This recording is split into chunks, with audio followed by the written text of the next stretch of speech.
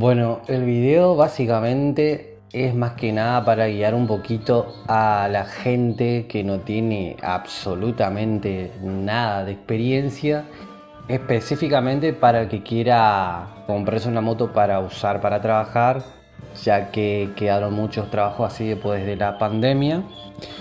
O bueno, también le podría servir a algún principiante que recién va a comprarse una moto. Bueno, voy a tratar de ser lo menos técnico posible, ya que de todas maneras no soy muy técnico hablando, porque no soy mecánico aún, pero quiero aprovechar y poder guiarles un poquito, ya que hay muchos motobloggers, motoyoutubers que lo único que hacen es subirse a la moto y dar su opinión y no te cuentan absolutamente nada, no te dicen qué tipo de motor tiene, no te dicen qué carburador tiene, no te dicen la mayor cualidad del motor, no te dice, básicamente no te dice mucho, te dice su opinión y nada más, y a veces eso no sirve mucho para poder decidirte por una moto. Yo creo que hay cosas más puntuales a la hora de elegir una moto, sobre todo en Argentina. Y lo otro que quiero agregar es que motos de dos ruedas, acá en Argentina, motos de trabajo de dos ruedas no existen. Las motos que se venden en las concesionarias no son de trabajo. Algunas se adaptarán más para el día a día, otra más para trabajar o lo que quieras, pero no son motos para trabajo. Digan lo que digan, esto es un hecho. No hay, no existe. Pero sí hay motos que se adecuan más para trabajar todos los días. Independientemente del motor sea OHB o HC, me gustaría hablar de esta cuestión que también noto que hay confusión entre comillas mecánicos y electromecánicos que dicen lo siguiente. La mayoría incluso que no entiende mucho de motos, que entiende muy poquito de motos, habrá escuchado hablar de la caja negra, lo cual me parece horrible que se refieran así, porque terminan confundiendo justamente a las personas que quieren tener su primera moto o que manda a arreglar su moto, no está entendiendo de a qué se refiere. Y otros te van a decir CDI, por ejemplo, que me parece la manera más correcta de referirse, y no caja negra porque, qué sé yo, no es un avión. Bueno, habrán escuchado hablar entonces de CDI, que es como el cerebro de la parte eléctrica, vamos a decirlo así, lo que comanda todo, y también TSI, pero acá quiero separar, ¿sí? Sí, escuchen bien para los que saben esto, es increíble. Un electromecánico, entre comillas, me dice que el CDI es de corriente alterna y el TSI es de corriente directa.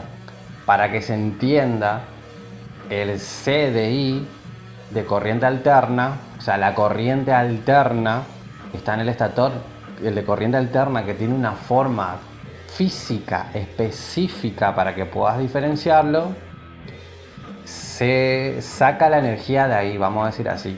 Son normalmente las motos que tienen el pedal de encendido, el pedal de arranque, la patada, como quieran decirlo.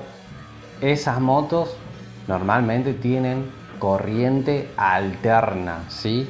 Bueno, este electromecánico me dice que al ser corriente alterna SDI y al ser corriente continua, o sea, que la energía no se genera en el estator, sino que se genera a partir de la batería, eso es TCI. Y esto quiero decirle para quien piense que es así, esto es falso, ¿sí? Hay CDI de corriente alterna y hay CDI de corriente continua, ¿sí? Y cada estator va a tener una forma física diferente. Esto para que puedan saber, para que quieren una moto, por ejemplo, quieren tal moto y quieren elegir uno de estos sistemas, pueden buscar el estator y decir, ah, mira, tiene el estator de corriente continua, de corriente alterna, ¿sí? Tiene sus características. Ahora también hay motos con TSI, aunque no crea, de baja cilindrada.